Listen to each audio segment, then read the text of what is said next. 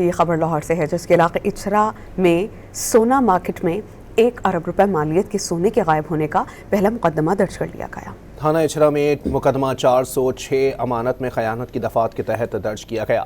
F I R کے مطابق متعدد جویلرز نے 20 کلو سونا شیخ وسیم نامی شخص کے پاس امانتاً رکھوایا۔ ملزم وسیم سونا لے کر گیا اور بعد میں بہانے کرنے لگا۔ متاثرہ دکانداروں نے مزید 12 درخواستیں بھی تھانے میں جمع کروا دیں۔